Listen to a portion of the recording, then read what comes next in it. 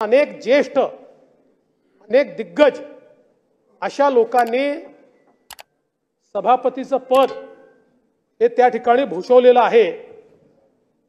अनेक तत्वनिष्ठ विचारवंत अशा प्रकारची मंडळी, अनेक चळवळीतनं पुढे आलेले नेते हे देखील या पदावर बसले आहेत। आणि एवढंच नाही तर या पदावर बसायचं असेल तर नावात राम असलं तर जास्त सोपं असतं, कारण यापूर्वी रामचंद्र सोमण, रामराव हुक्केरीकर, राम मेघे, रामकृष्ण गवई म्हणजे रासू गवई साहेब, रामराजे नाईक निंबाळकर आणि आता प्राध्यापक राम शिंदे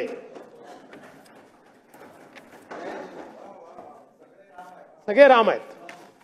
त्यामुळे मला असं वाटतं की ज्यांच्यात राम आहे त्यांना त्या ठिकाणी बसण्याची संधी जास्त आहे। आता आपल्याकडे विधान परिषदेत अजून कोण कोण राम आहे शोधून काढूया।